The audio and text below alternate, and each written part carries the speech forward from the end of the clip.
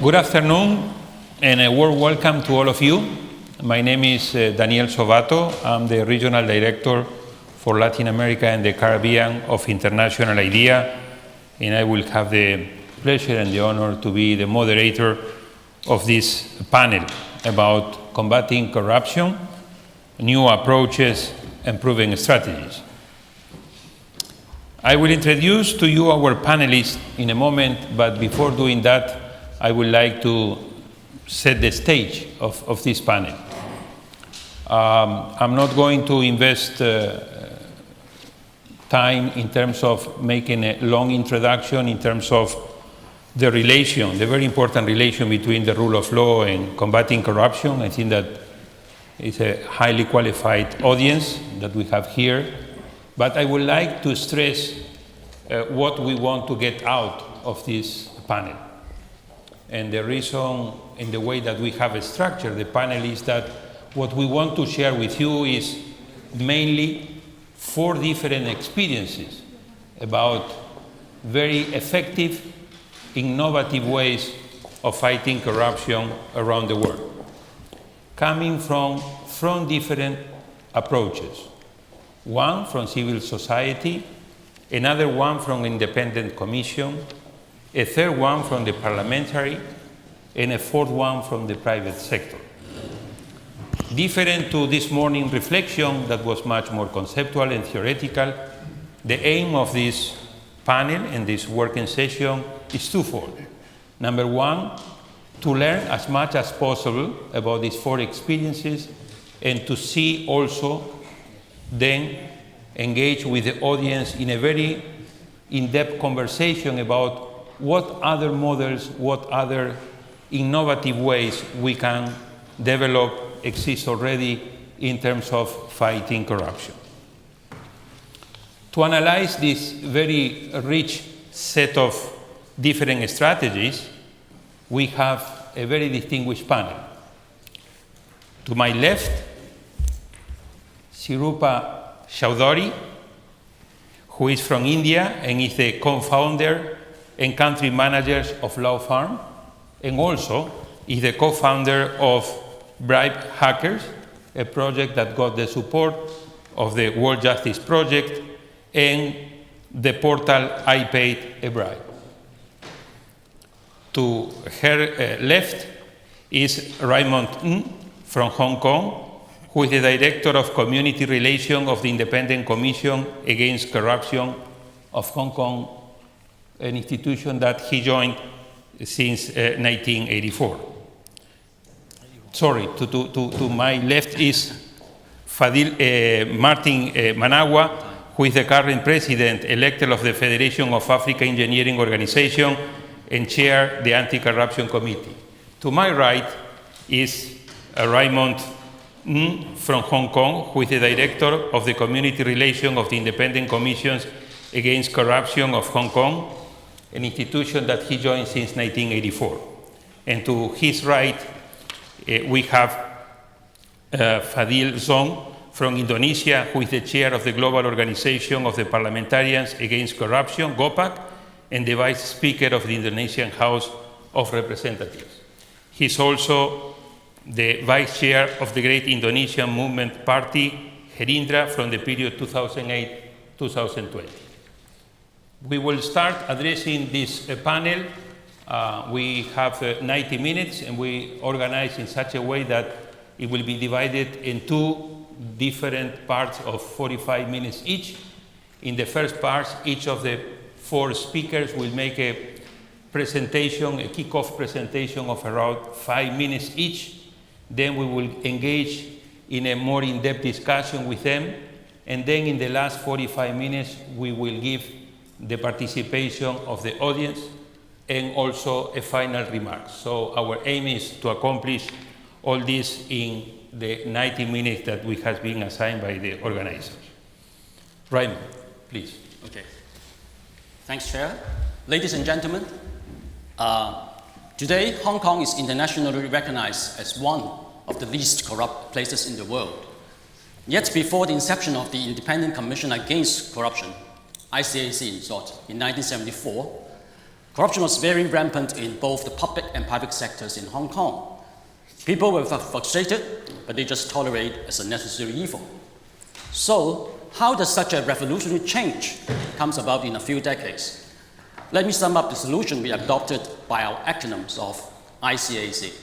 With I, the first letter, stands for Institutional Holistic Approach. From the outset, our founding commissioner knew that the war against corruption could not be won by just punishing the corrupt alone. So he adopted a three-pronged approach to tackle it on all fronts. Firstly, we make corruption a high-risk crime through rigorous law enforcement. Secondly, we plug corruption loopholes to minimize the corruption opportunities. Thirdly, we transform public attitudes towards corruption and enlist their support through unremitting community education. The second letter, C, denotes consensus and culture building. In fighting corruption, it is important that the public shares the same vision and values with us. To achieve this, we have deployed a double-barrel strategy of mass media publicity and face-to-face contacts. On the one hand, we make effective use of the media, like TV, dramas, based on real ICAC cases as shown on the screen, radio programs, 30 seconds TV and radio advertisements, feature articles on newspapers, etc., to constantly keep the issues of corruption in the forefront of public attention. And to ride on the digital trend, we also use the new and social media to capture the attention of the wider community, in particular, the young people. In parallel, we maintain 7 regional offices in the territory to reach out and educate different walks of life. Such face-to-face interactive strategy with all sectors of the community serve to enhance the public's cognitive understanding on the anti-corruption law, dispel misunderstanding, motivate positive actions, and build a probity culture in the community. The third letter, A, is activating civic participation so as to galvanize and sustain the public continued support to our work. And we spare no efforts in motivating public participation in our anti-corruption drive. For example, as shown, we have the platform of ICAC Club for the general public to join and provide voluntary services in our activities. Secondly, we recruit university and senior secondary students as our ICAC ambassadors to promulgate property message to their peers on their own. Thirdly, we organize civic engagement programs in respective districts every year.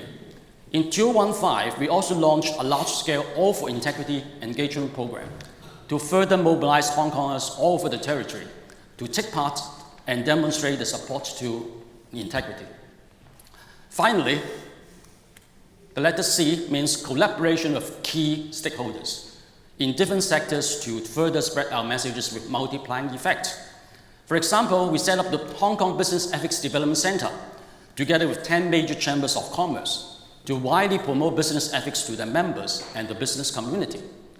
And for the government sector, we forged a tripartite partnership with the Civil Service Bureau of the central government and also all government departments.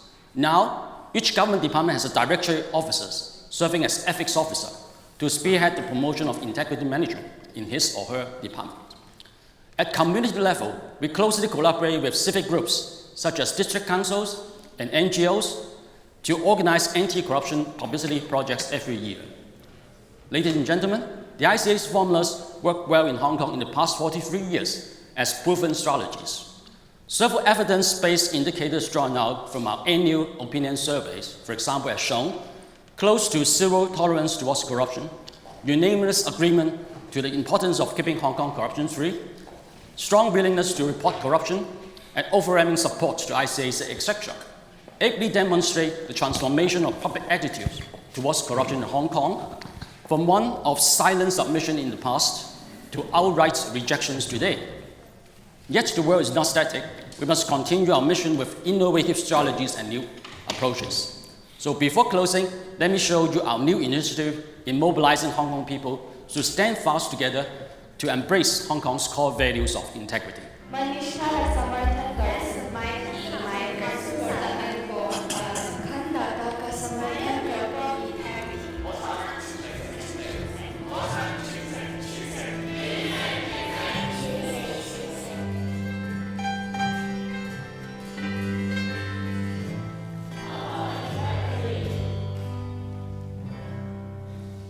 So full version of this video has been put on the United Nations Drugs and Crime website.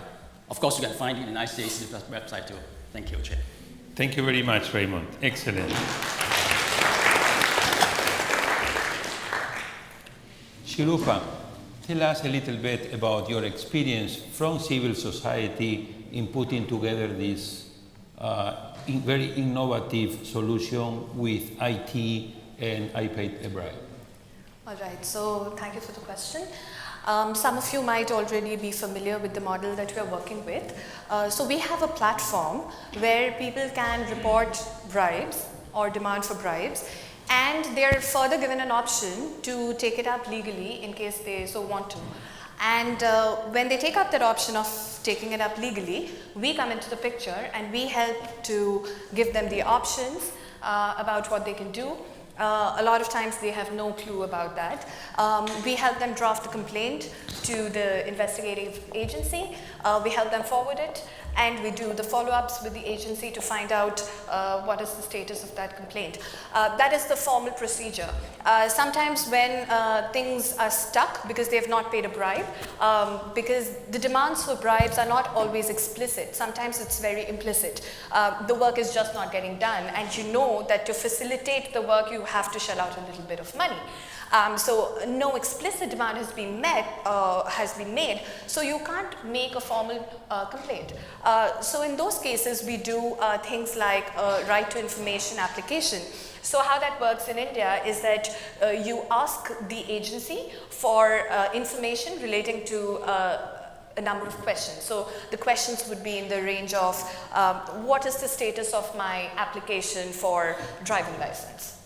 Okay, when is it going to be cleared? You know, things like that. So what happens is then they are mandated to give you that information, and they can't hold back the work any longer. So that is one thing that we do. Sometimes we don't even go to that extent. We'll just make a call to the relevant officer, and we'll tell them that, look, we've received a complaint, something stuck with you, you've probably asked for a bribe, unless you do something about it, we are going to forward this to the investigative agency. And a lot of times we see that out of fear, they push forward the files. So this is the nature, the broad nature of the work that we do. How we are using technology to do this is, I'm going to show you very quickly the website where we're getting all these demands for bribes that people are facing all across the country, and then I'm going to show you how they can report it and how we come into the picture. So could we? Is it connected? Okay. It's not connected. Yes, it is. Okay.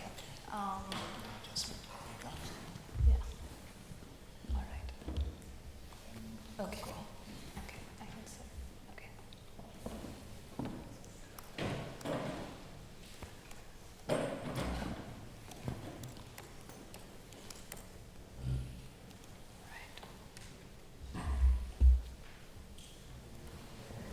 Okay. So this is the website of my partner, I Paid a Bribe. They are a reporting platform where people can report instances of bribes. As you can see, this is the extent that we cover. These are the number of reports. The reports range for how do I convert this? Okay, I'll do that map later, a little later. So it's a lot of money that's involved there. And here people can report that they've paid a bribe, here that they did not pay a bribe but they were asked for a bribe. If they happen to meet an honest officer, no prizes for guessing that this has the least number of reports. And here's the Bribe Hotline, and under that you can see the legal helpline, which will connect to our website directly. Other than that, if someone goes to say, I paid a bribe, and then they add a report. Okay, so I'll choose I paid a bribe.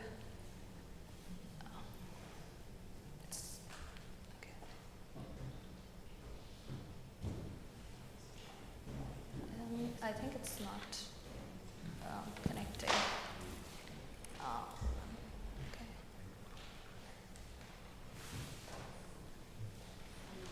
Somehow it's not connecting to the page. Okay, so I think I'll have to just tell you how this works. No, it's not connecting. It goes back. Yeah, it just goes back right now. Okay, so I think it's just connecting to the main homepage right now. So once you go and click on I paid a bribe, there's a pop-up and you have to fill in your details with what you faced.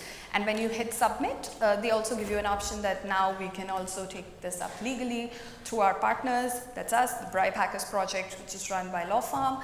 And please let us know. And then they have a checkbox where they agree to do this, and then it comes to us, and then we engage with them and we talk to them and we find out what can be done about the problem. And a lot of times they also forward us other complaints that they received, which they think we can take up and we can work on. So that's basically how the technology platform works. If we connect to the Bribe Hotline, I'll try to see if that's working. If I connect to Legal Helpline, it directly connects to Law Farm, which is running the Bribe Hackers Project. All right, yeah, that's the website. Okay. And as you can see, there are a couple of numbers on the top, and we use those numbers to talk to them directly on the phone. It's like a hotline of sorts. So that's basically how we're using technology.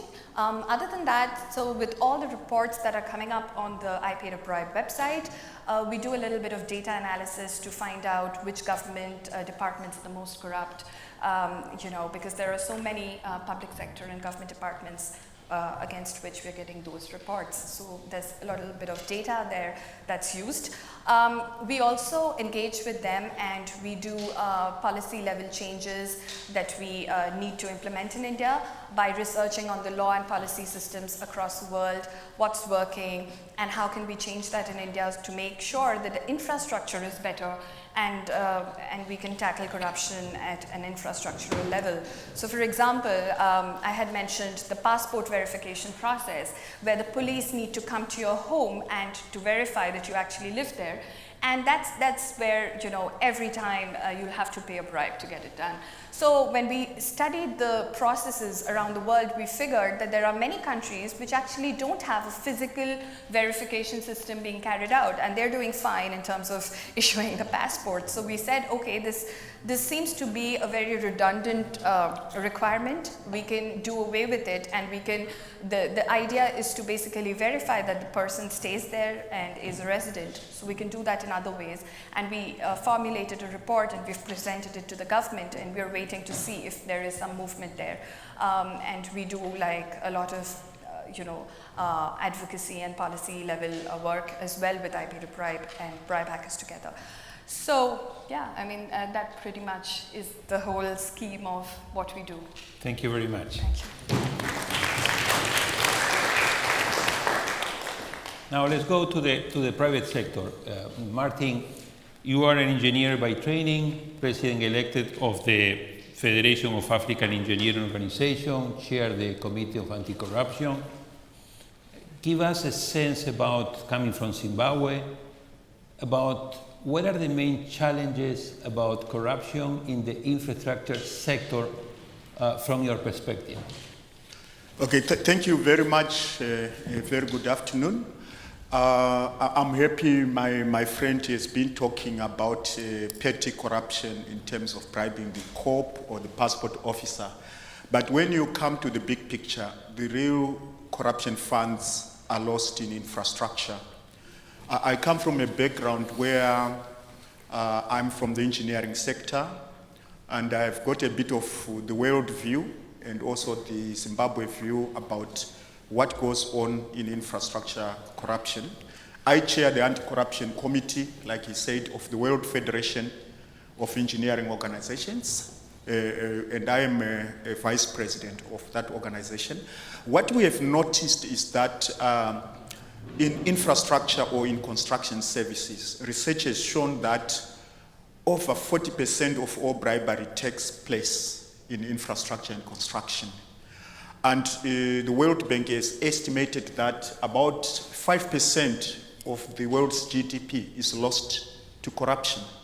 And this puts a low estimate of about 500 billion to $1 trillion lost to infrastructure corruption, funds of which could be used for development, funds of which could be used for many other needy things. And we have also noticed that it is the poor countries that suffer most from these corrupt activities because the citizens depend more on government services, which then become unavailable due to corruption.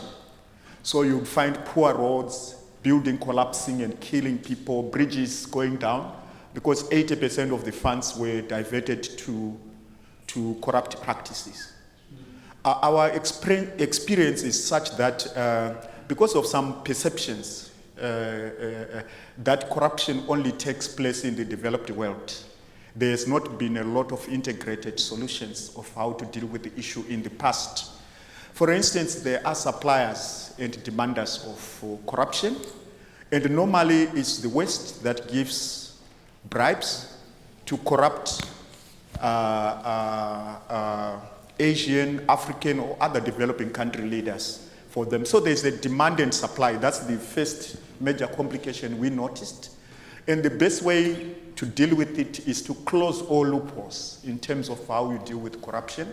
I think the laws in developed countries should be like they are now, taking action and prosecuting anybody who commits corrupt activities or crimes outside their jurisdiction. And I'm happy the OECD has been pushing this for many years, and it is now making some impact. I had a video I wanted to show you. I'm not sure if it will do, but I think we will certainly see, or I'll give you a reference to it, of the Halliburton KBR issue, where the first prosecution took place in the United States, which led to the 7-year imprisonment term of the then CEO of KBR.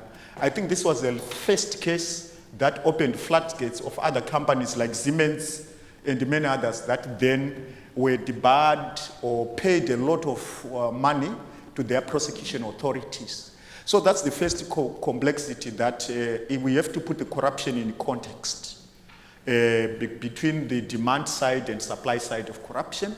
And then secondly, corruption in infrastructure prevails where there are very weak institutions in terms of the judiciary, in terms of the police, and also in terms of the anti-corruption commissions and issues like that, and also a weak civil society. So there is need to strengthen the civil society.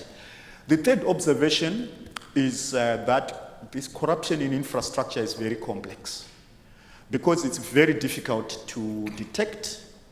It's complex. It happens in all the phases of construction.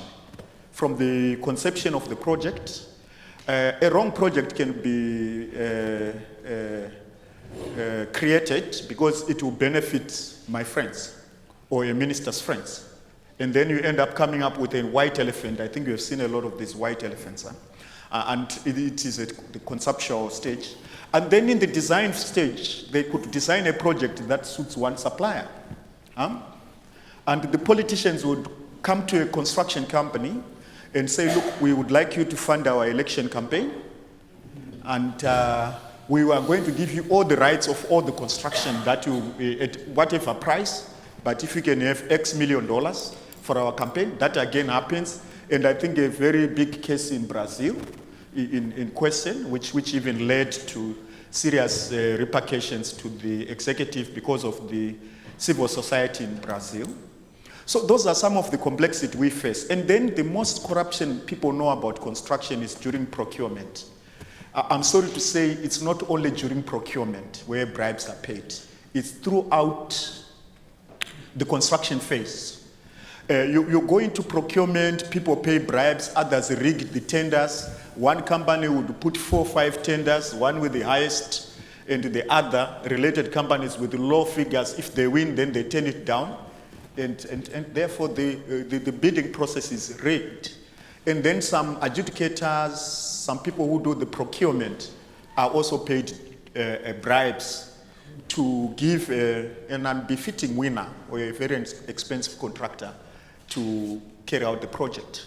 So again, you find corruption in the construction phase. This is where you see the officers demanding, custom officers demanding unnecessary bribes to let in the goods, some transporters, everybody inflating the prices. You would find throughout even decommissioning of projects, someone can corruptly influence the decommissioning of a project because he knows of another contractor that is going to construct at a higher. So it's very complex and it's worth millions and trillions of dollars. So this is how complex it is. And as the World Federation, 10 years ago, we saw it fit to create the Anticorruption Commission and the committee within the World Federation. And we are working very hard together with stakeholders like the World Federation, the World Bank, and many other players to ensure that we bring strategies to stakeholders to combat and reduce corruption. It's impossible to get rid of corruption because it's performed by high-level officials. It's done in the dark and it's complex. But what we can only achieve is to have zero tolerance to corruption. And with zero tolerance, we will make it impossible to happen and we can drastically reduce corruption. But I think I will respond and react to the other discussion as we go. Thank you very much. Fadli, in your condition of chair of the Gopac and as vice president and vice speaker of the Indonesian House of Representatives, you have a great deal of experience in terms of looking corruption from the legislative branch, from the parliamentarians. Yes. Why don't you share with us your experience and how to combat effectively corruption from that perspective? Thank you very much, Daniel. Let me start by highlighting the essential roles of the parliamentarians in combating corruption. And as we know that corruption is not only a threat to democracy, but also a threat to the undermines economic development, violates social justice, and destroys trust in state institutions. As elected representatives of the people, parliamentarians hold the responsibility to express people's will and ensure the policies implemented brings prosperity to the people. Parliamentarians have both the moral and constitutional authority as well as the legitimacy that gives weight to their roles and involvement in fighting against corruption. So I would like to mention 4 pivotal ways in which parliamentarians engage anti-corruption. First, through its ability to make laws and also reform laws when desired. As a legislative institution, parliaments have the mandate to create a legal framework that is needed to eradicate corruption and reform laws when necessary. Second, the Parliament's role in enacting and criticizing the government's budget is significant in protecting financial integrity and keeping the financial flow accountable. Third, as representative of the people, Parliament has the mandate to not only set up the legal framework, but also to oversee its implementation. And fourth, Parliament has the responsibility to ensure public interest is represented in the policy-making process. So in other words, parliaments and parliamentarians have significant roles in fighting corruption by channeling the interests and concerns of civil society into an open debate, passing the necessary legislations, and creating the political will to fight against corruption. However, at the same time, parliamentarians' role in policy-making authorizing budgets and providing oversight give them also the extensive opportunities for political or financial gain, as I think mentioned by a colleague. For example, in infrastructure or other policy that can be implemented with the government. For instance, some legislators encounters many opportunities to engage in corruption, either to ensure their re-election, vote buying, illicit party financing, or to obtain private financial gain from their work.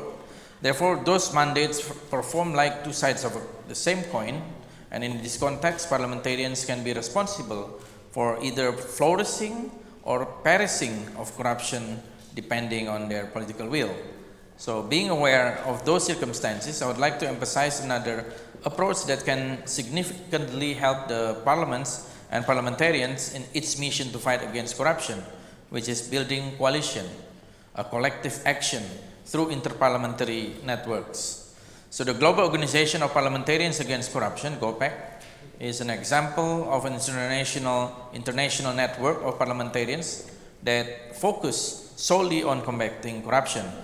Gopac members are current or former legislators or legislators who have been denied of their right to take office, and the collaboration is non-partisan, and currently Gopac has 5 regional chapters in Africa, Arab, Latin America, Oceania, and also in Southeast Asia, and with 62 national chapters and more than 1,000 members already joined to our movement.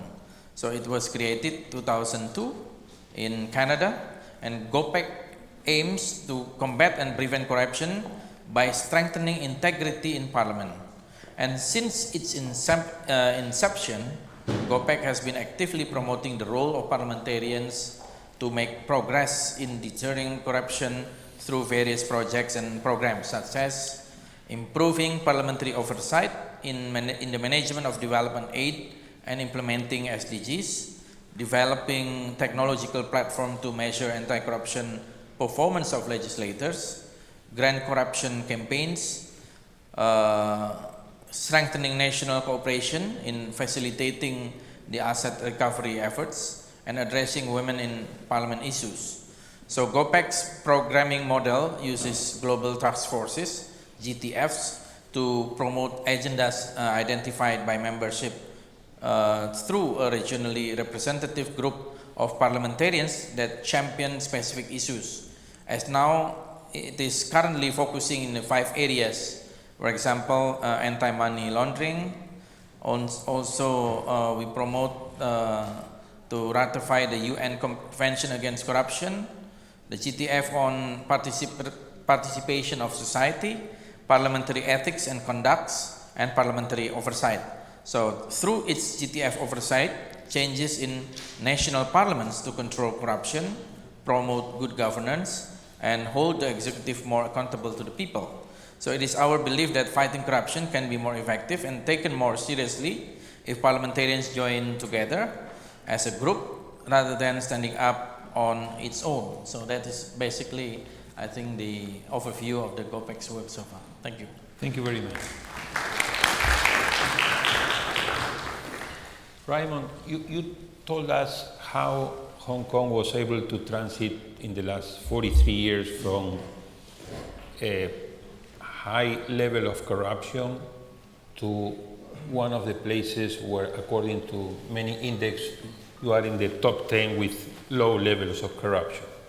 And you talk about the excellent work of the Independent Commission. What are the critical factors that you can share with us that explain how in such a short period of time you were able to make this huge transformation? And second, how are you addressing this issue of, in this 3 legs approach, law enforcement, the prevention, but then the involvement of the citizen, changing the citizens' attitude towards corruption? Could you explain a little bit further on that, how that is possible to change the values and the culture? Because it's quite easy to change laws and to a certain extent to put in place prevention mechanisms. To change the culture is much more difficult. So tell us a little bit more about your experience. Okay, thank you, Chair. I think in taking stock of our experience over the past 43 years, I think if you talk about critical success factor, I think 4 factors I would consider to be quite important in our war against corruption. Again, I would like to sum up it by acronyms of ICAC. I think it's independence. I think, as I told you, my commission, the name is Independent Commission Against Corruption. And in actual fact, ICAC, we, in name and in spirit, we operate truly independent from the rest of the government. The basic law, which states that our chief executive report directly to the chief executive, the commissioner, our ICAC commissioner report directly to the chief executive, the first number one in Hong Kong. And we are separate from the rest of the government. So this special independent status allows us to operate independently and impartially. So in all our work in investigation or things like that, we can carry on our work without fear or favor. So I think this is instrumental to win the trust of the people to our commission. I think this is point number one. Second, I think C, I would like to say is commitment. So yesterday we have a symposium, we talked a lot about political view and commitment. I think this is very important in the case of Hong Kong. We got the true strong determination and support from the government. They render full support to us, including they give us legislation, the effective legislation that covers both the public and private sectors. Second, we have the power, we have adequate power that our colleagues in the operations side can investigate, can take action. Thirdly, I think it's about resources. Government gives us sufficient resources so that we can develop our three-point duties. So these are important. I think it's commitment. Of course, during lunch we talk about commitment of our staff. We need a group of staff who are committed to fight corruption in whatever duties. I think this commitment, I think is important. The third element, I think, is accountability. In the fight against corruption, you need to win the trust of the people. So you must inspire confidence and trust in the people about your organizations. So in the case of ICAC, we are given power, but at the same time, we have a lot of checks and balances on us to make us an accountable organizations.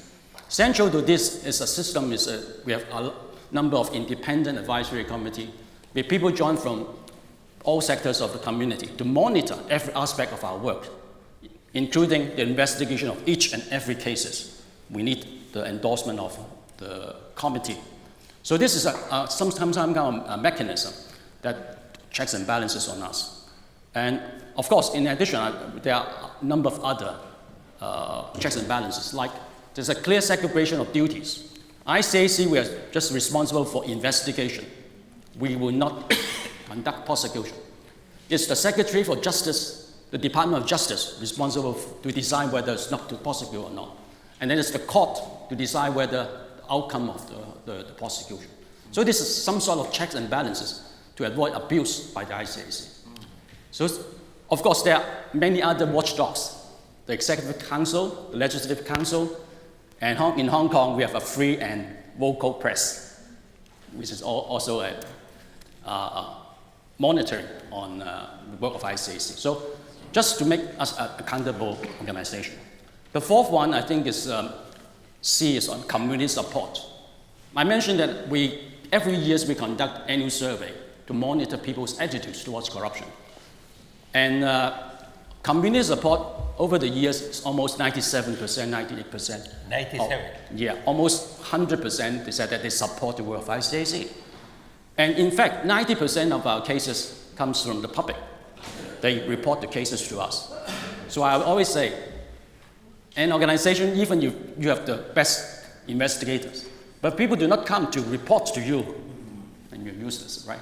So I think that kind of community support, especially they report the case to us, I think it's instrumental to our work to bring the corrupt to justice. And then again, we win the hearts of the people in supporting ICAC. So ICAC, this is 4 words I think summarize what I would like to share about our critical success factor.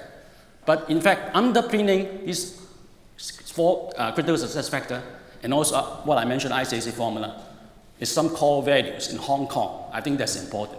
Strong rule of law, honest and integrity culture in Hong Kong, and also I think it's civic rights and freedom in Hong Kong, etc. There's something that's important that help is the norm in Hong Kong. So I just like to share this one. On the second question that you asked about how we change culture, this is difficult. And this needs to be a continuous process. In fact, some scholars describe what happens in Hong Kong is that ICAC has conducted a quiet revolution to change people's attitudes. In old days, 60s and 70s, Hong Kong, the people, they were frustrated, but they just submissively, they pay bribes when they went to hospital, went to get some jobs, things like that. Because there's no way they can seek help. But after set up ICAC, we do a lot of, as I say, we deploy the mass media, we set up the regional offices to conduct face-to-face liaison with different targets. And in particular, in the early days, we encourage them to say no to corruption and also to report corruption to us. So our TV commercials, our all promotions, in all our talks for different sectors of our targets, we include that kind of report corrupt message as our first stage in early days. So I think that kind of constant reminder helps to change people's mindset that this should not be tolerated.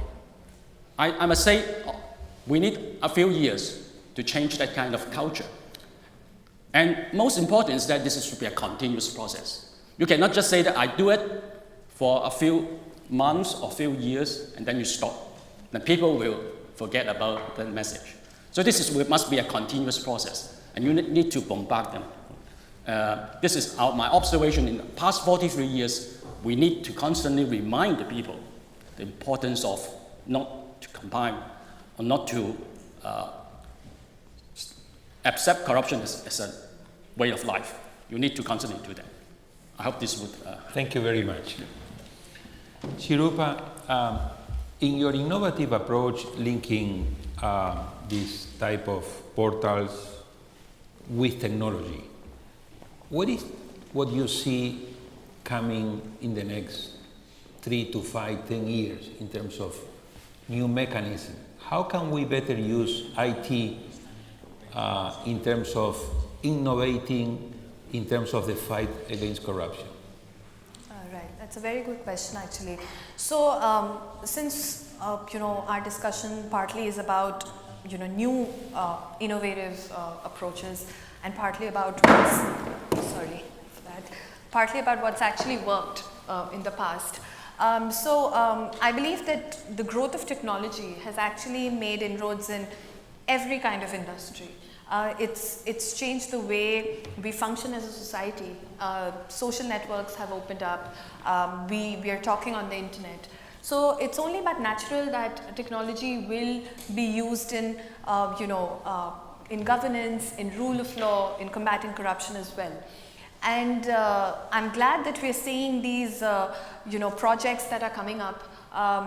I could talk about a couple of other projects as well that I've seen that have worked. For example, I was telling the session earlier that there's this project I saw in Indonesia called Check My School, which basically used to encourage students to report on how their public schools were functioning, because the public school system was suffering.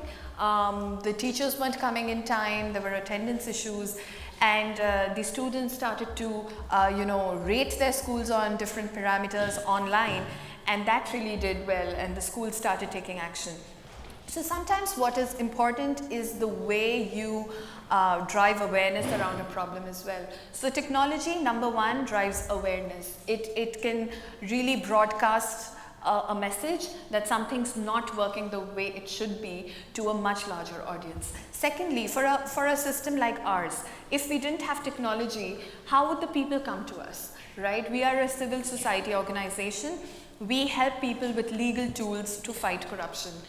Without technology, we would be relegated to a local region. But now with technology, I can actually make a claim that I'm serving the entire country, because I've tied up with lawyers in different parts of the country. I have technology to enable communication and reach, and the platform is seeing tremendous growth in terms of traffic, in terms of the number of reports that are coming in. So in terms of the second thing is, after awareness, the reach that technology can bring about to any project is tremendous. So if we leverage technology, communication tools to fight the problems that are there in governance, then I mean it's tremendous. So we really need to think of how we can do it. It's not very difficult to understand how to build systems around this, and then we can just take it forward. Thank you. Martin, during lunch we were talking about the change of attitude on the private sector. In some of our regions, private sector used to say that either I get involved in the business of corruption or I cannot do business. What is your assessment? What has been the change? I think that you have also a video that shows that change of mentality. Okay, thank you very much. I think over the last 10 to 15 years, there's been a serious change of the mindset. I remember some years ago, economists used to argue that corruption is part of doing business, and that has since been disapproved, and new theories have come up to say that you can actually do better if you are not corrupt. And also there's been serious zero tolerance towards corrupt practices because of strategies like the debarment of firms that have been found to breach the codes, the international codes against the corruption. And this, I think, crusade started some time ago. I remember in the UK, they enacted the first anti-bribery law, and that was 2011. And this has been trailblazing because it then makes it impossible for all these companies, say in the UK, to practice what they cannot do in the UK outside the UK, because they will still be prosecuted at home. And that helped a lot. And the other issue is that the awareness, corruption awareness changed. And it became much more difficult as the years went by to engage in corrupt practices. And what we realized is the thinking changing, and then the realization that corruption is a management problem. It can be tackled by the right policies, the right principles, and the right standards. And I think around 2011-15, there was a move towards the creation of the anti-bribery standard, starting with the BS 10,500. And last year, we are now happy to say the world has the first anti-bribery management system, which makes it almost impossible for any corporate to take part in corrupt activities, because it makes you get certified, just like quality and the environment standard, ISO 9000 and the ISO 14000 series. It makes you commit to your business partners, to your agents, to your clients, that you have an anti-corruption, anti-bribery policy in place, that you have monitors, that there is independent scrutiny, and that you abide by the law of the countries, that you operate it in the context of those countries. So it now becomes more and more dangerous for anyone, international, local, or anybody to engage in corrupt activities. Of course, there are impunities. There are countries where the rule of law does not matter at all, and those are exceptions. But generally now, those standards that, like the ISO 37001, have made it have increased the barrier of engaging in corruption in either side of the globe. I heard a video that puts this in context. Let them try it. If the quality is all right, you can try it and see how, whether we can be able to.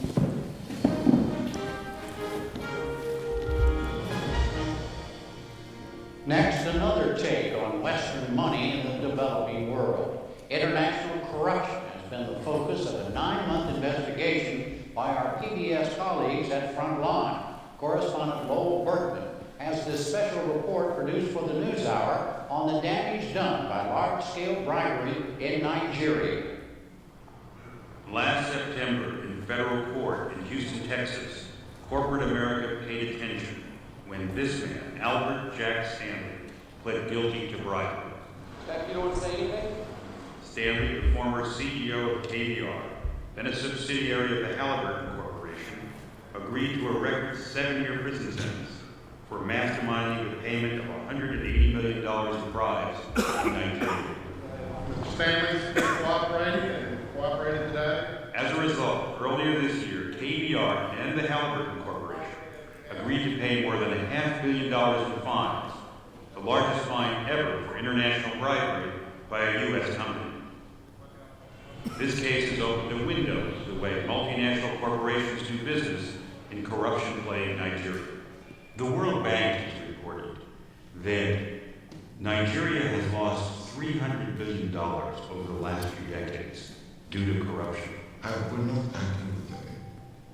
300 billion disappeared. Over a period of years. Olusegun Obasanjo was president of Nigeria from 1999 to 2007.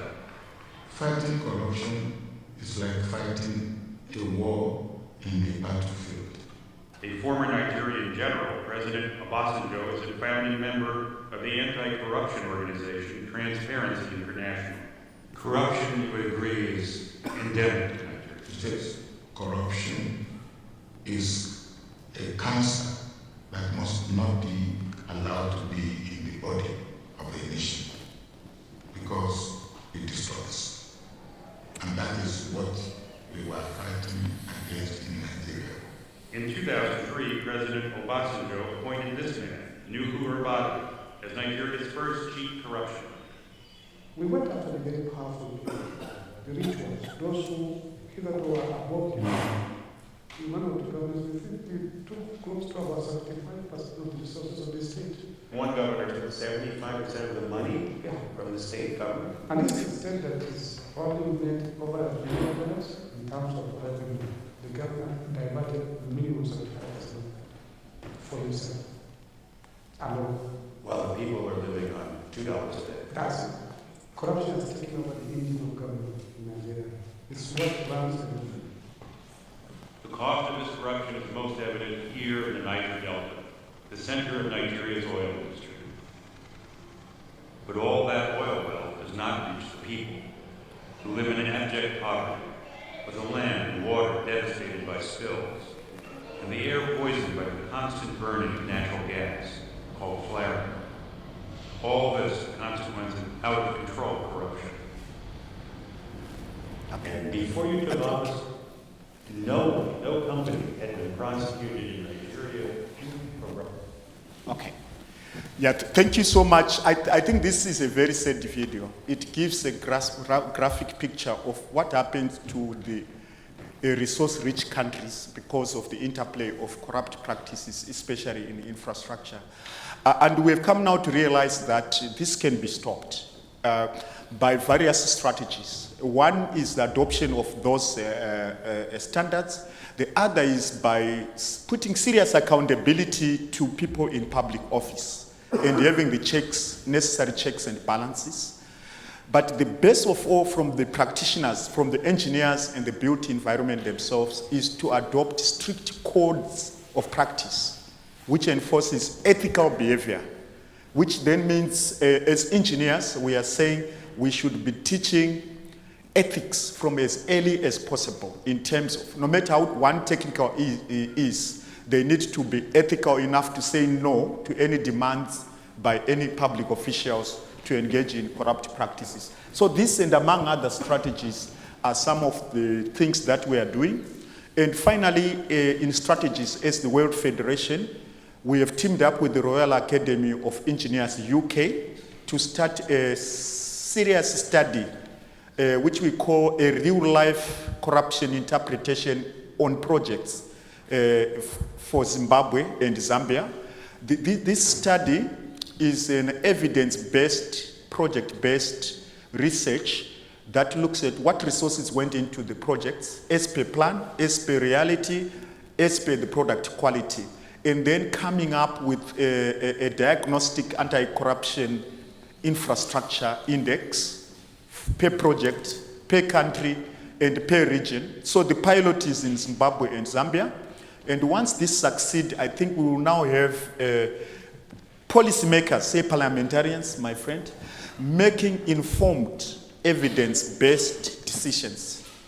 Yes, we can't avoid perceptions, but we are trying to get away, as engineers, we are trying to get away from entirely based perception decision-making to evidence, research-based. So this gives us an opportunity to work with everybody that is involved in this struggle against corruption. Yeah. Thank you very much, Martin. Fadli, in some regions, the issue between funding of political parties, funding electoral campaigns, and corruption is very interrelated. How is your view from Gopac? And what are you planning to do in terms of trying to improve and put a difference between the funding of electoral campaigns and the risk of corruption? Well, this is the dilemma. Of course, sometimes, for example, in Indonesian experience, democracy and liberal democracy is getting more and more expensive, to get the votes and the support from the people. And we have the case, for example, in Indonesia, that political parties cannot, of course, have some businesses. Mm-hmm. But then, on the other hand, we didn't get the funding from the state. So this is the dilemma, and we propose that we need to have formal funding from the state budget, and I think it can be accountable and transparent for the political parties to use this fund, rather than all the political parties and politicians try to find their own funding for the practice of this democracy. So I think we set to have a standard, and political financing is one thing that we have to work in order to make democracy as not as source of political corruption and grand corruption. But on the other hand, we need to have also some in Gopac's approaches, improving capacity building. So the capacity building, for example, we have worked with some other organizations like UNDP, the Westminster Foundation, and etc. To make this handbook of the parliamentarians against corruption, and I think we did that last year. And also the second approach is the global coalition. Global coalition is very important, because we cannot tackle this corruption, because now it's very easy to have a money laundering outside and so many other corrupt practices, transborder practices that we cannot stop in our own regulation in the country. And of course, we support the parliamentarians in each member countries to follow the regulation with UNCAC and other institutions in order to be to make it easier in tackling corruption and combating corruption. So that's about it. Thank you very much. I would like to open now the floor to the audience to make questions, and I'd like to remind, similar to the previous chair this morning, that what we expect are questions, no speeches. So please, identify yourself and... Well, I'm Justice Jilani from Pakistan, and my question is addressed to Mr. Raymond from Hong Kong. I understand that you are head of the Independent Commission, and my question is twofold. What is the appointment process, and what is the security provided to this office? The first question about appointment? Yeah, how people are appointed. Okay, we are running independently, so all appointment, all recruitment are worked by our own commission, except the commissioner is appointed by the chief executive. Others are recruited, and we recruit our own people, we train our own people, so that we have our own team of people.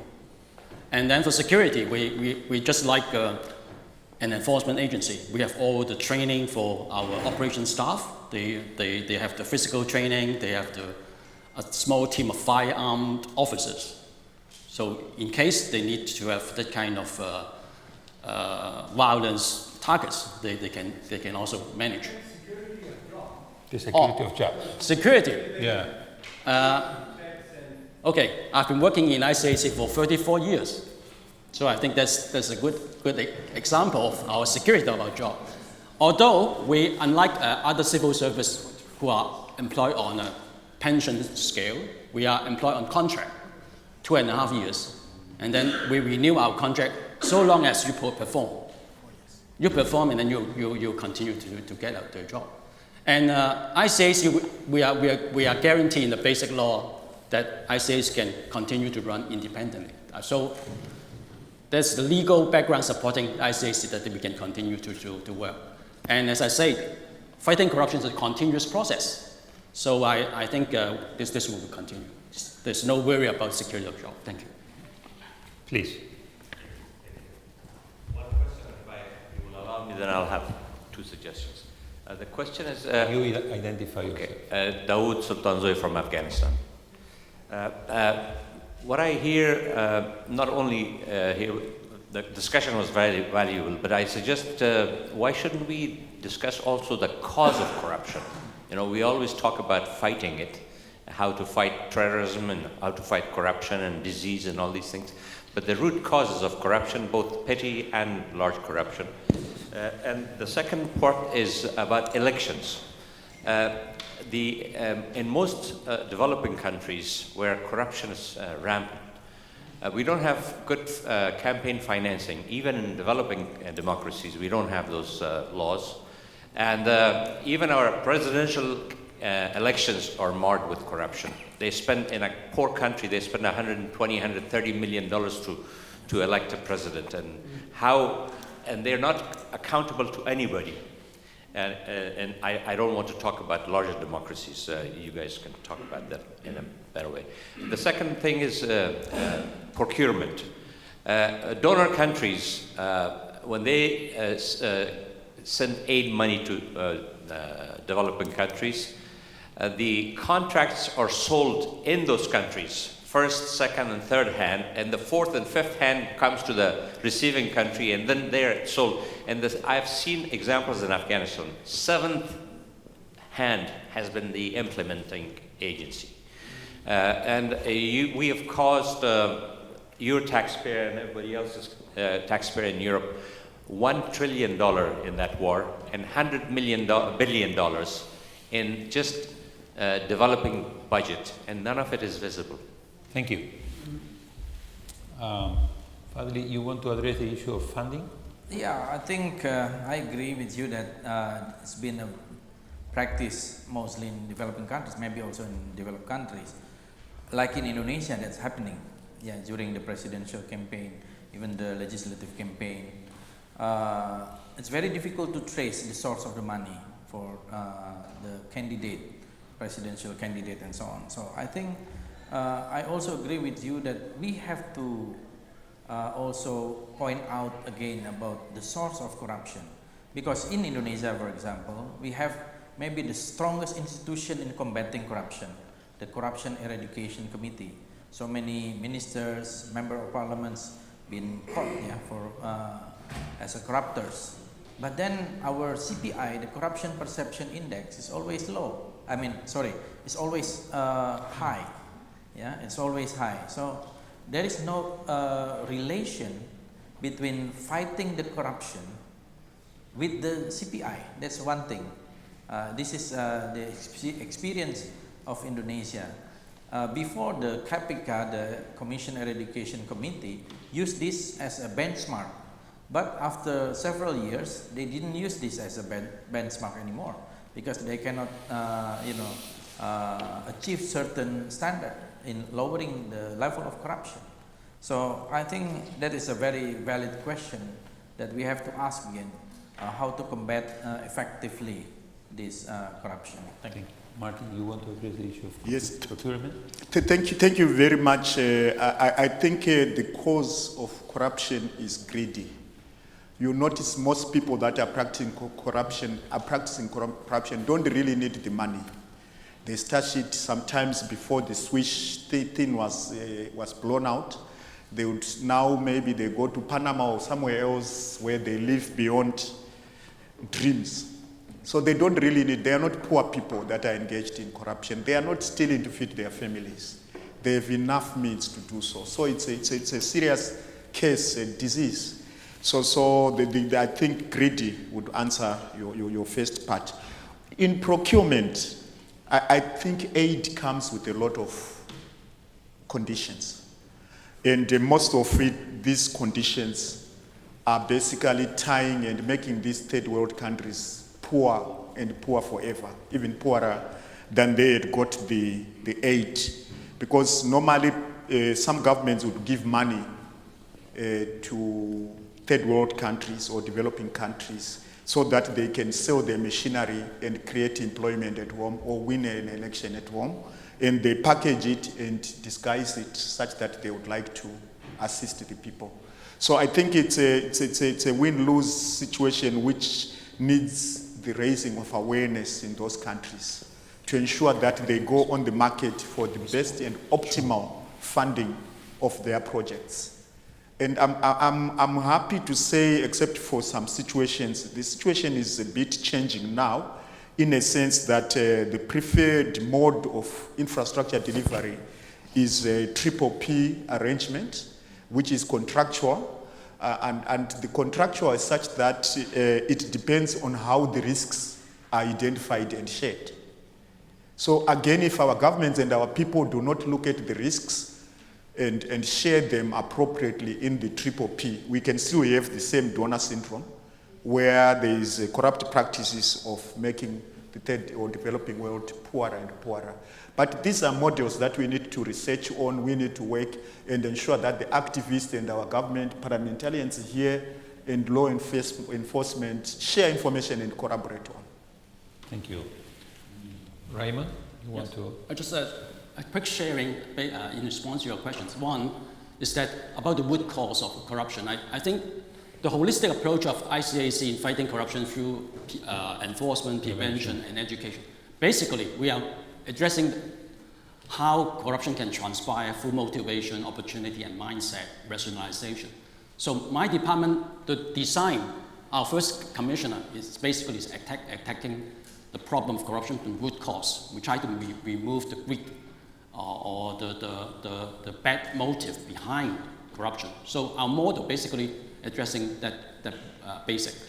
About procurement, I just shared that our corruption prevention department, in fact, we work along a lot of best practices for procurement, for infrastructure, for banking, for whatsoever. So we are helping the private sectors to improve the system.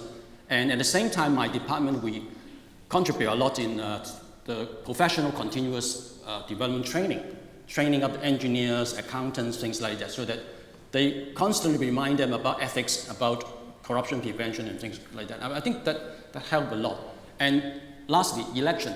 We also, every public election, including our chief executive, we will launch a clean election campaign, educating every candidate, and also because the law itself has very clear stipulation about you need to report your donation, your sponsorship, things like that. So we provide training for them and also let them have the system to follow all the election. So I think time is a limit. So if you'd like to share, we can share more our election, how we help through corruption prevention and also community education. I have to balance and go to gender balance in terms of questions. Now there are 4 ladies. We start with the World Economic Forum there, and then the 2 here, and then 1 here, and then we go for the... So my name is Gretchen Jonker, and I have a question. If I take this back to rule of law, and this is for any of the panelists, but particularly I'm interested in Indonesia and in Zimbabwe. If you have to balance this, one of the things that causes people not to come forward is whistleblower protection and the lack therein. You don't want an audit or a policeman to show up your door. So I have a question on rule of law with whistleblower protection in terms of anti-corruption.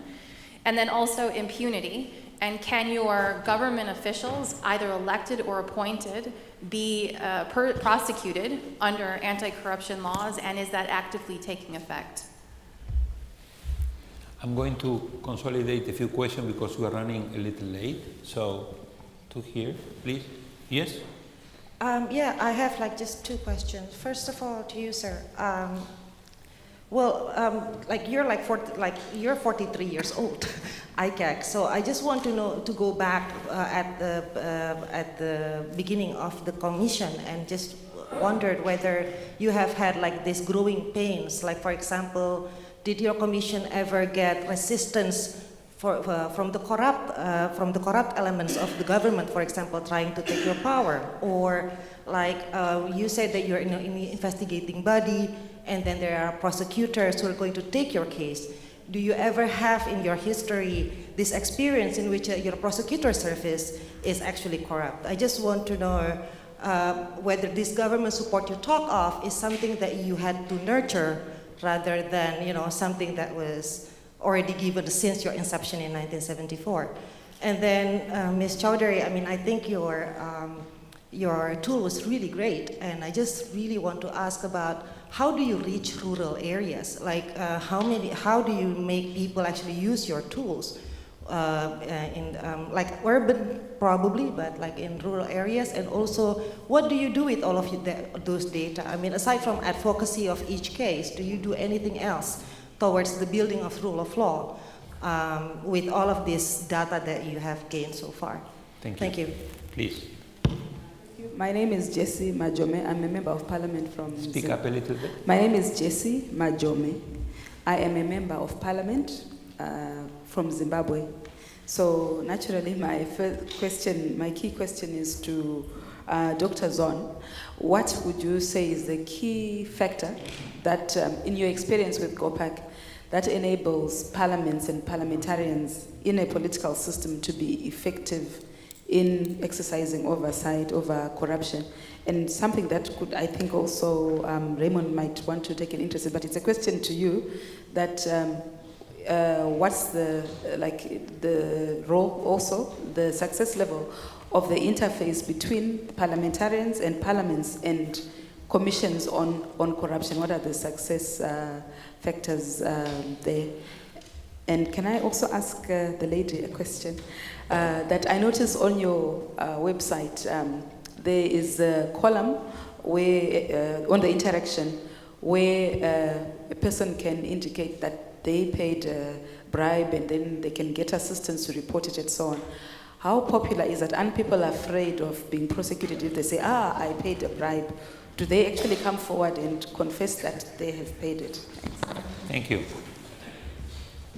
Here. They're making you running all over the place. Thank you very much. Oh, hi, I'm Penny Bright from New Zealand, which is not the least corrupt country in the world. And just to pass on my experience, I'm a citizen whistleblower, totally unprotected by any whistleblowing legislation.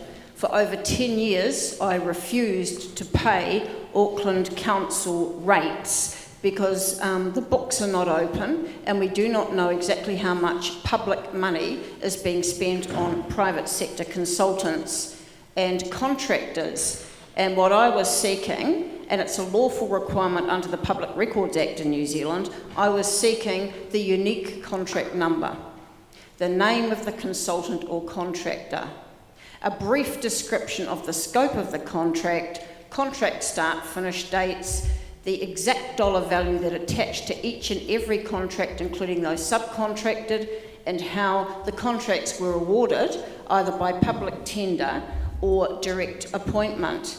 Auckland Council filed proceedings in the High Court to take my house off me, and they've tried again, least corrupt country in the world. That is the law. It's been the law since 2005 and it's now 2017, but in taking that stand, it has helped to cast quite a public spotlight on the lack of transparency. So what I would like to know is how many other countries have the equivalent of the Public Records Act, because in my view, in New Zealand, that would transform transparency and we would be able to see where basically billions of dollars of public money is being spent on consultants and contractors. Yeah.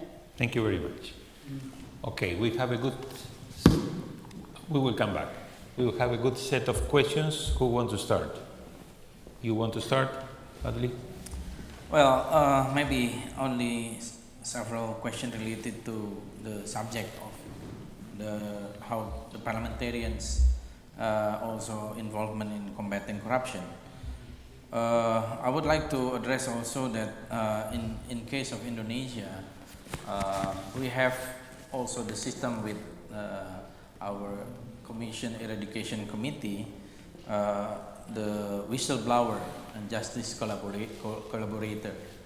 And I think so far, the commission has been very active in prosecuting this and also try to dig the cases by offering the justice collaborator with the whistleblower, and so far it's quite effective, even though there's some also criticism because sometimes they get less punishment than the others. And regarding Gopac and role, the key factors, I would like to readdress again that what we do is the capacity building. Of course, this regarding the education and networking, and of course sharing the experience of each country in the discussion also, because we don't want to reinvent the wheel, but sometimes, not sometimes, but most of the time there is no one size fits all recipe in combating corruption.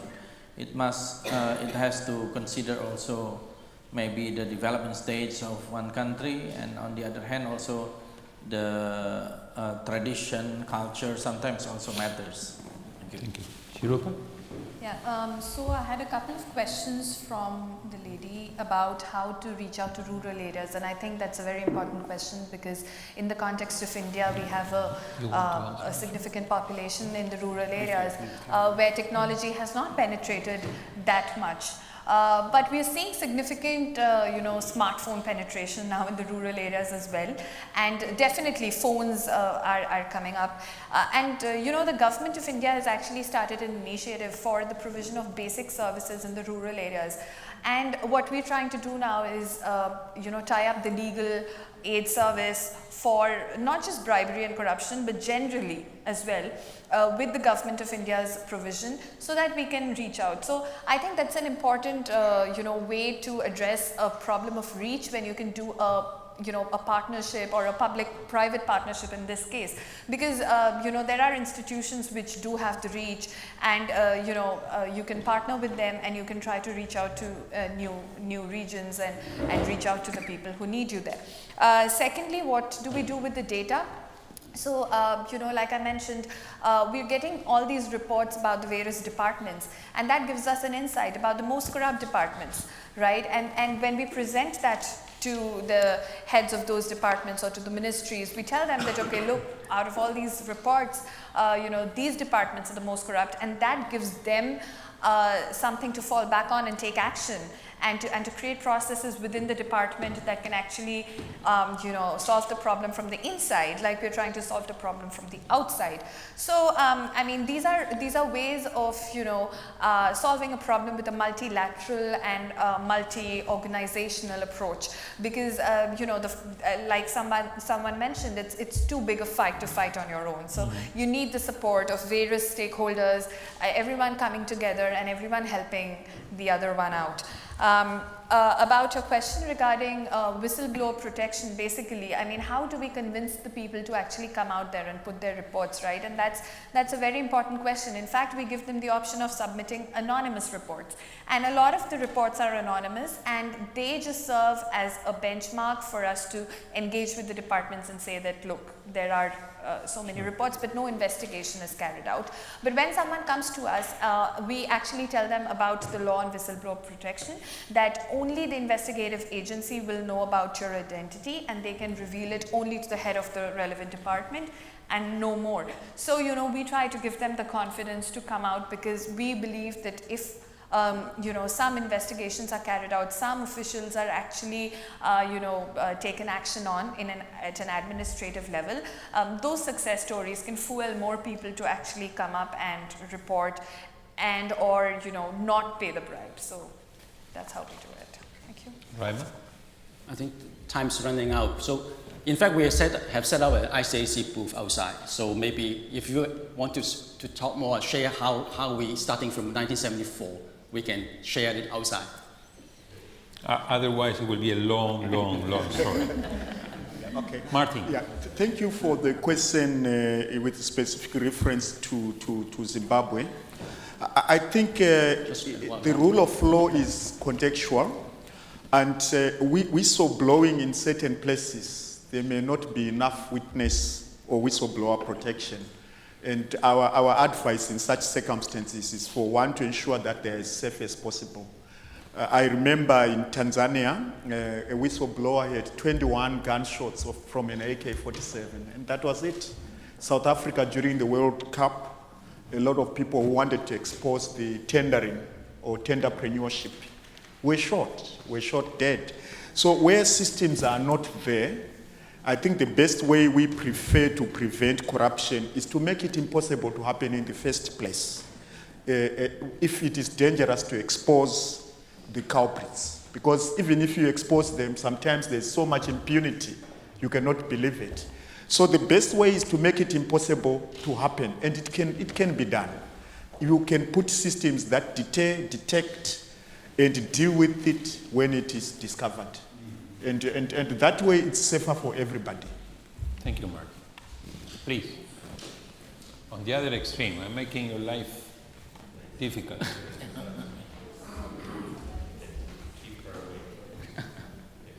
Thank you, Dr. Daniel. Actually, my question was directed for Mr. Raymond of the ICAC of the Hong Kong, but since he's probably already shown us that there is a stall outside where we can maybe get some material about the ICAC, but yet since you've given me an opportunity, I will then ask a question from Mr. Raymond. Beg your pardon, I'm Kamar Zaman, and I am from Pakistan, and I head the National Accountability Bureau of Pakistan. So, Mr. Raymond, the ICAC of Hong Kong, we've indeed heard a lot about it, and the good work that it's done since 1974, and the practical examples quoted are the Hong Kong of 1974 and the Hong Kong of today. And there it is often said that ICAC has a major role in the control of corruption and related such vices. So that's a compliment. And thereafter, I would like to know that over these years of work, if you were to prioritize and give us a sense of your understanding, that how would you prioritize your work when it comes to prevention, education, investigation, and prosecution? And with that, if you could kindly, after doing this prioritization, maybe give us a little more in details about the prevention and education measures that have been taken by the ICAC over this period. This will help us. Thank you. I'm afraid that you are a little ambitious about what you expect from Raymond. We can invite Raymond to Pakistan to give a special lecture about that. But he was able to resume 34 years in just a few minutes, so I'm sure that he will be able now. I think the simple answer is, again, you can visit our ICAC booth outside, or you can go to our website, ICAC. In fact, all our materials, the past and also the present are all on our website. I think we can meet outside and then we can talk more about this. Okay. Thank you. Please. Thank you. My name is Hans Corell. I come from Sweden, and I'm the former Under-Secretary General for Legal Affairs at the Legal Council of the United Nations. When I saw Olusegun Obasanjo on the screen here, it reminded me that in February 2003, Nigeria hosted a meeting for all the justices, chief justices of Africa, and I was there to deliver an address by Kofi Annan and also an address of my own, and Olusegun Obasanjo was present in the room. My question is to Dr. Zul. Fight corruption has to be done from the top, and corruption is one of the worst enemies of the rule of law. So I'm very interested in what you have told us here about your organization here. My question is, what interaction, what response do you have from the Inter-Parliamentary Union and for Parliamentarians for Global Action? Because you are the ones who have to set the example in the sense around the world. Because if you fight corruption, then you have to fight it from the top. And if the top echelon is corrupt, it spreads in the whole society. So this is my question to you. Thank you. Thank you. We are closing now with questions. One more. The last one. My name is Tom Johnson from the United States. In 1979, when the United States passed its Foreign Corrupt Practices Act, the fundamental premise of that act was that the developing countries of the world either would not or could not enforce their own anti-corruption laws. Now, anyone from the United States Congress who was here today listening to this panel would say, well, that fundamental premise almost certainly is no longer true, if it ever was. My question, particularly for Ms. Chowdhury and Dr. Zon, is to take a minute and share with us how different the world is in your two countries from what it was in 1979. How much progress has been made in the last 35 years? We tend to focus on how serious the problem is now, but not so much on how much progress has been made since 1979. And I think your two countries are probably the best two to give us that impression. I don't mean talk about a TI index, your own personal impressions of how things have improved in those 35 years. Thank you.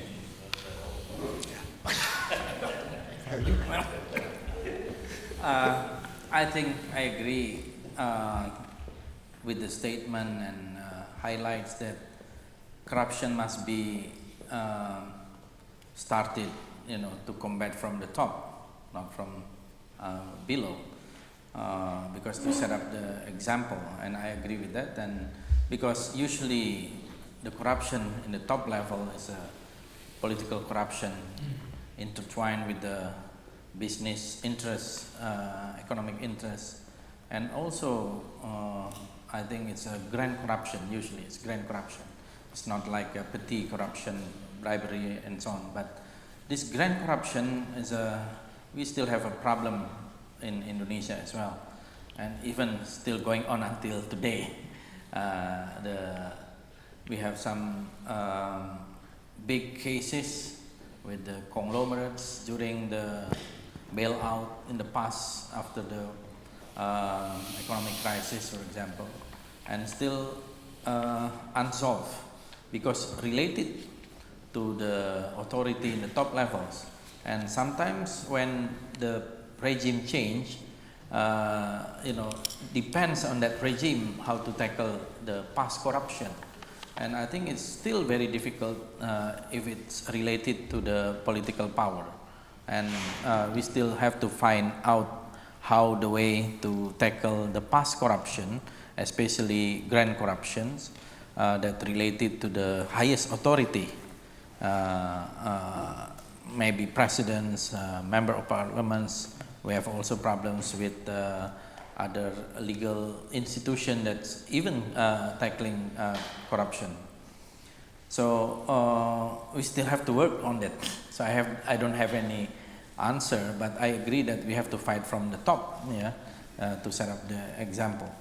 And about the feeling from 79 to these days, I think during that time, Indonesia was under the so-called authoritarian regime, and the corruption is a usual practice if we see it from nowadays context. Yeah.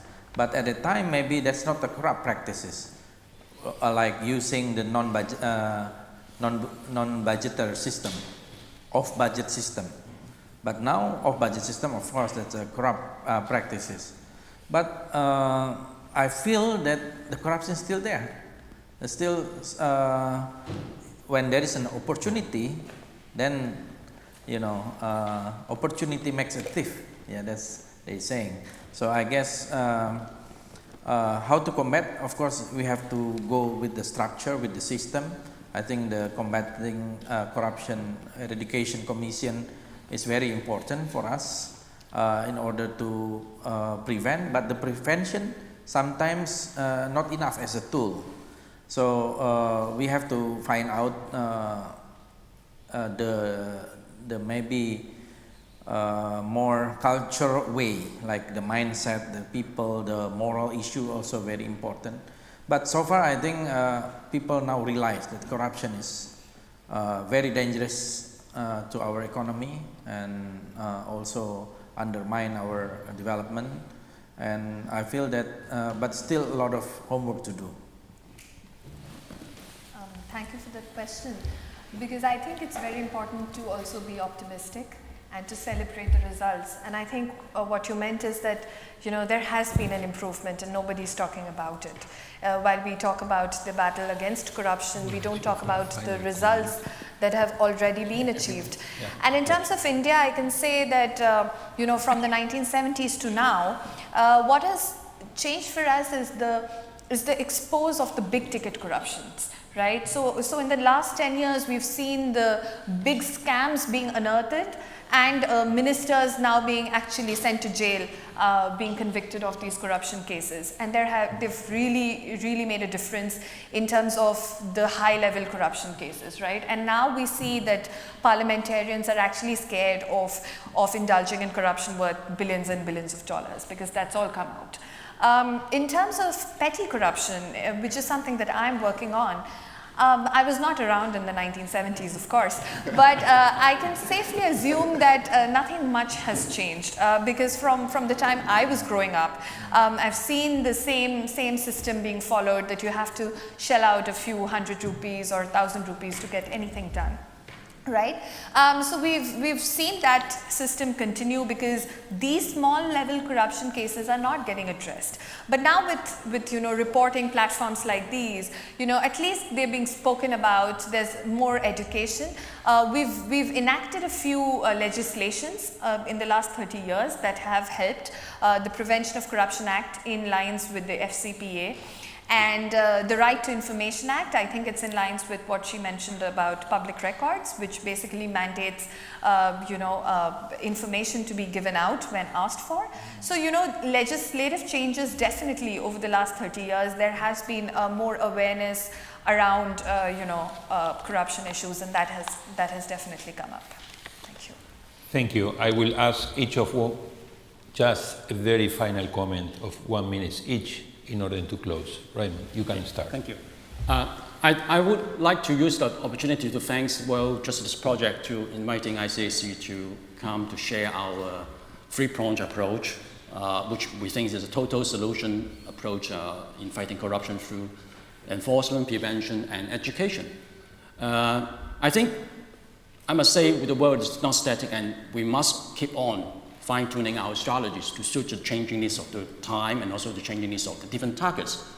And in closing, I think I would like to illustrate this point by two very important elements, which I have no time to mention before.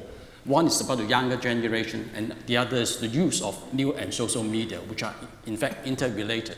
The younger generation, I think everyone will agree, they are the future leaders of our society. That's why ICAC, we start early. We start educating them at kindergartens. This is achieved through, we produce a lot more education package for the teachers to instill positive values like fairness, justice, etc. in the young people's mind, starting from kindergartens and primary schools.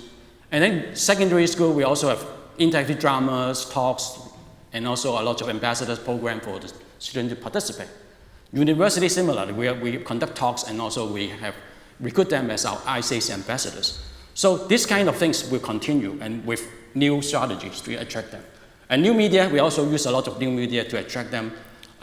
We have Facebook, YouTube, smartphone apps so that people can access to ICAC's information anytime, anywhere.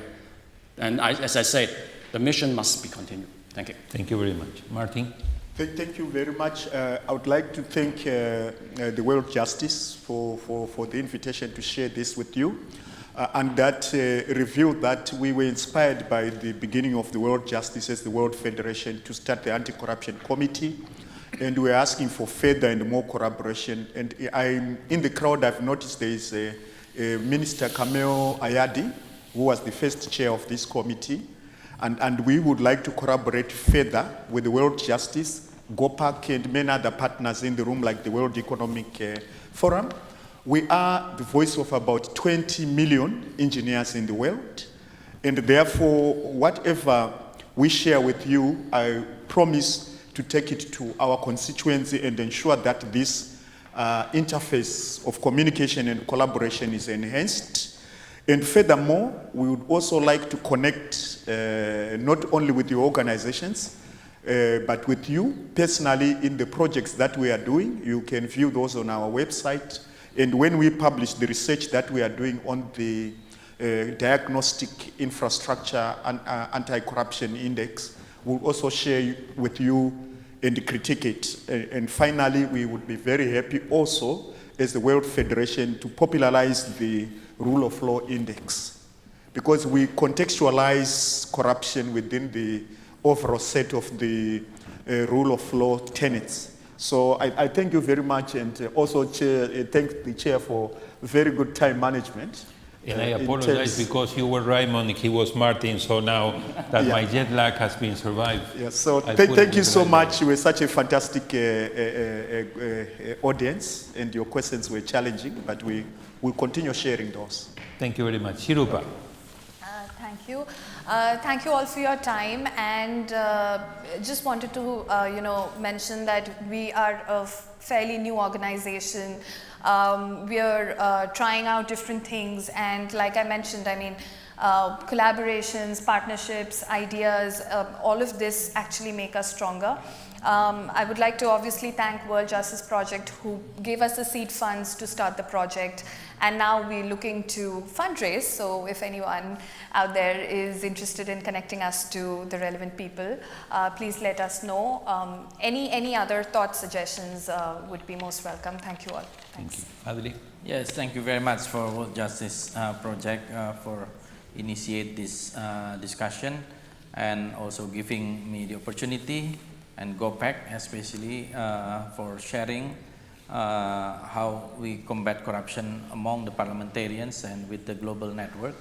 And we believe that this project of combating corruption should be a holistic approach and should be from all the stakeholders should be involved in this matter. And hopefully that through this discussion, this forum, we can further our relation and network to combat corruption in the near future. Thank you very much. I would like to ask for an applause to our phenomenal panel and to all of you.